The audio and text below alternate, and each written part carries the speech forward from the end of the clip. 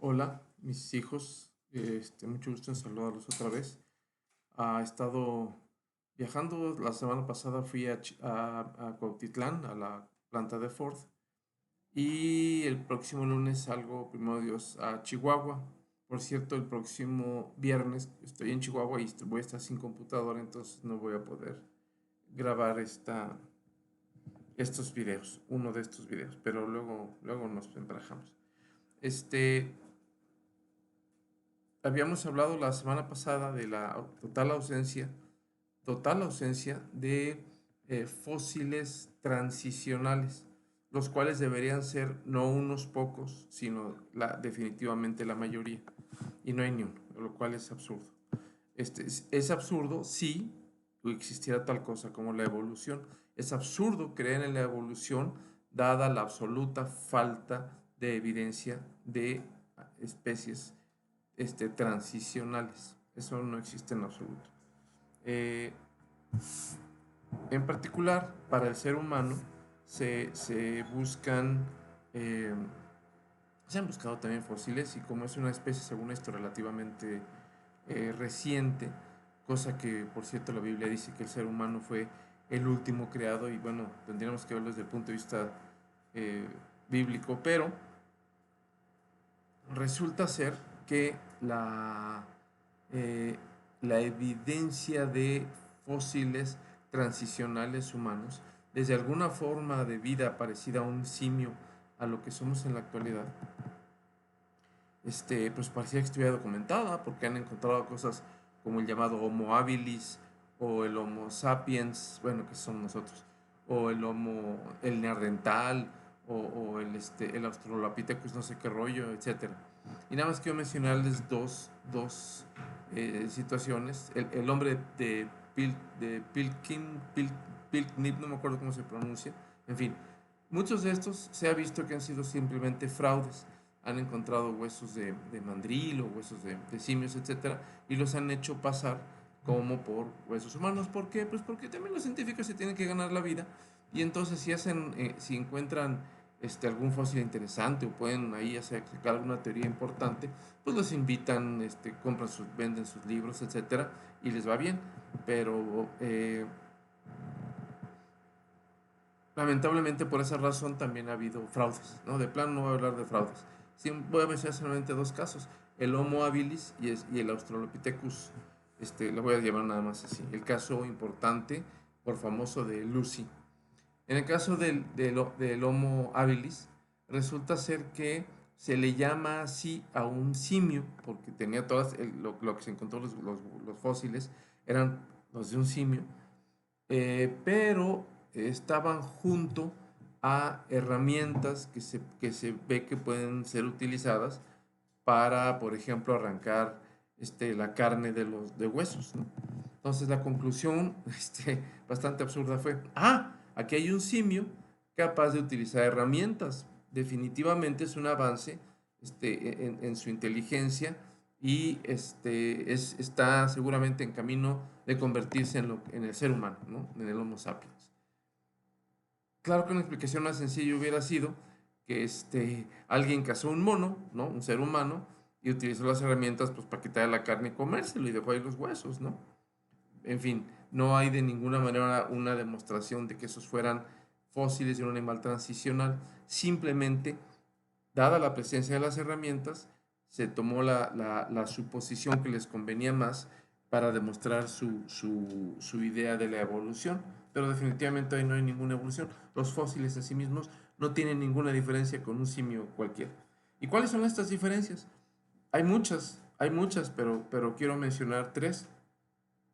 Una son nosotros tenemos las manos con los pulgares opuestos, ¿no? Bueno, opuestos a 90 grados, digamos, de los otros cuatro dedos. Y en el piano tenemos los cinco dedos en la misma dirección. Eh, los simios tienen los pies como nosotros las manos. Yo me acuerdo cuando yo estaba niño también les llamaban cuadrumanos, ¿no? En el sentido de que tenían cuatro manos los simios. Y cuando se encontró este fósil de Lucy, que por cierto no encontraron un esqueleto, lo que encontraron fue un montón de huesos, muchísimos huesos regados en un área, no me acuerdo de cuántos tal vez 100 metros cuadrados o 200 metros cuadrados. No, ahorita no quisiera meterme demasiado en los detalles. Este, y de ahí pues reunieron y hicieron un rompecabezas y encontraron huesos de Lucy. Por cierto, se dieron cuenta que algunos de estos huesos no correspondían a ese esqueleto. Metieron por ahí un hueso que evidentemente era de otra especie, etcétera. Y bueno, lo han ido depurando. El punto es que llegaron a la conclusión, este es un simio bastante avanzado porque andaba erecto, ¿no? Y ese fue el Australopithecus. La persona que lo encontró, no recuerdo el nombre de esta científica, pues se hizo bastante famosa y bastante rica, ¿no? Pues dando conferencias y vendiendo sus libros y demás. Creo que todavía vive, ¿no? Pero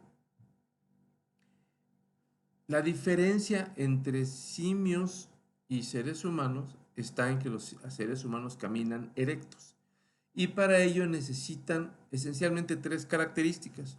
Una de ellas es en el cráneo, en la parte de atrás tenemos un agujero por donde pasa todo lo que es la médula espinal, ¿no? Los nervios, etcétera, que controlan el resto del cuerpo y que pasan por la columna vertebral. Y la columna entonces, que está vertical en el caso del ser humano, necesita este hueco para que pasen por ahí los nervios. En el caso de los simios, que suelen andar, preferir avanzar apoyándose en los nudillos, ¿no? de las manos, entonces en cierto sentido andan en cuatro patas, tienen el hueco del cráneo, en vez de estar directamente por abajo, lo tienen más bien por un lado, ¿no?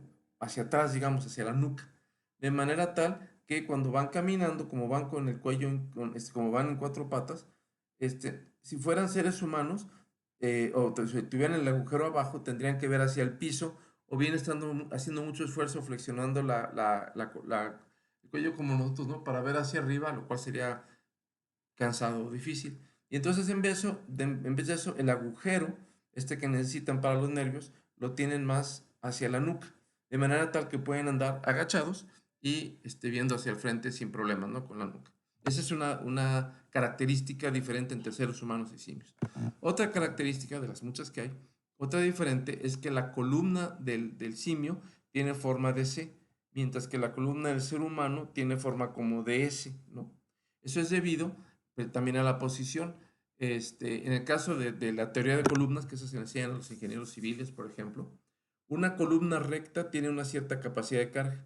Si esa misma columna se arquea, ¿no? Su capacidad de carga disminuye un poco de carga a compresión. Pero cuando adquiere la forma de S, que es por ejemplo la forma de la columna vertebral del ser humano, ¿no? Que tiene forma una S, entonces la capacidad de carga de la columna aumenta respecto a la columna en C o a la columna recta, ¿sí? Por eso los seres humanos podemos andar verticales, porque nuestra columna va a tener que soportar el peso de todo el torso, la cabeza, etcétera, sin el apoyo de las manos, porque no vamos caminando con las manos. La columna tiene que ser muy resistente a compresión. Esa es la segunda característica. Los monos tienen la columna en C, más bien como un puente, porque así es como se mueven, ¿no? Al apoyar el peso en cuatro patas, lo distribuyen mayormente. Ahora, la tercera característica que mencionaba, que mencioné al principio fue la de las patas con los dedos en forma de los pulgares de nuestras manos. Por mencionar esas tres son importantes. En el caso de Lucy, dijeron, esta andaba erguida, ¿no? ¿Y cuál fue la razón? En realidad no tenía ninguna razón. Si ustedes ven el esqueleto que finalmente quedó de Lucy, lo pueden buscar en Google, van a ver porque por principio de cuentas ese esqueleto no encontraron pies, ¿no? No hay pies en el esqueleto de Lucy. Entonces, ¿por qué siempre, si ustedes buscan también, si buscan Lucy Australopithecus, se van a dar cuenta que hacen dibujos parece como una mujer pequeña, pero simiesca, pero que anda erguida y con los pies como los humanos? No hay ninguna evidencia de que tuviera los pies ni de una forma ni de otra, ¿no? ¿Por qué suponer que los tenía como los humanos? Además, la columna la tiene en forma de C y el hueco del cráneo lo tiene más hacia la nuca que hacia abajo, lo cual simplemente demuestra que Lucy era un mono. Encontraron el esqueleto incompleto de un mono, ¿sí? Pero les quedaba bien para su secuencia imaginaria entre monos y seres humanos. Pero en realidad, repito, no existe ninguna evidencia. Algo que encontraron que les hizo pensar que Lucy andaba erguida fueron huellas dejadas en lodo que se fosilizaron con el tiempo y que según sus métodos de datación, sus métodos para calcular la edad de esas huellas, correspondían a la época que ellos estimaban donde esta especie, que eran simios, ¿no? Pero esta especie transicional, según ellos, estaba en vida. Y encontraron que los pies eran pies como de humano y que andaban nada más en dos pies porque no encontraron las huellas correspondientes de las manos. Entonces dijeron, pues anda erguido, ¿no? Sin embargo, fue precisamente en el documento donde reportan este hallazgo de estas huellas fosilizadas, hacen el comentario, esto se me hace muy interesante, ¿no?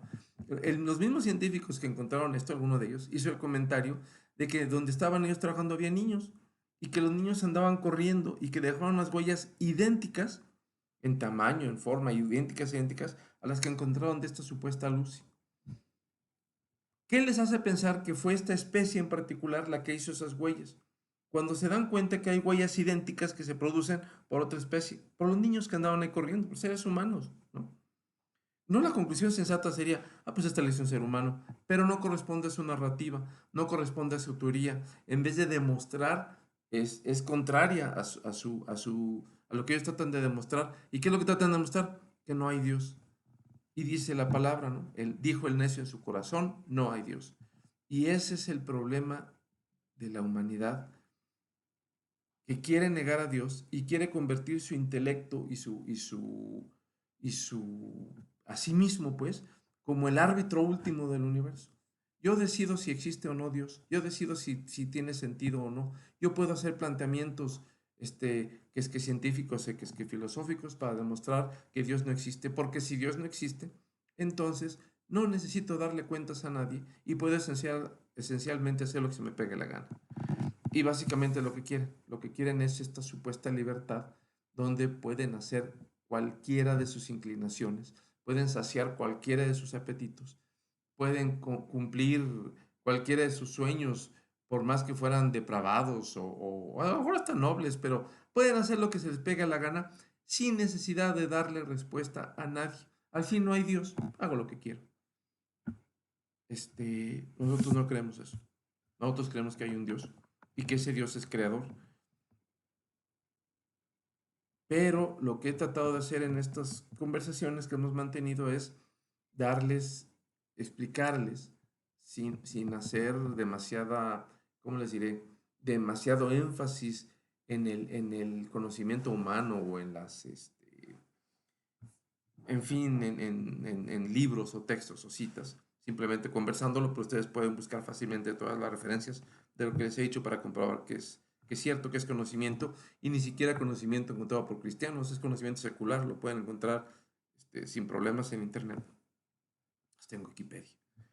Se van a poder dar cuenta de que no hay forma de demostrar nuestra existencia física, sin un creador.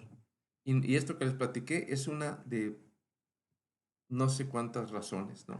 O son varias de no sé cuántas razones que existen, muchísimas, que demuestran que la creación de la vida, el desarrollo de las especies, la existencia del ser humano, no se pueden demostrar con meros actos aleatorios de la llamada naturaleza.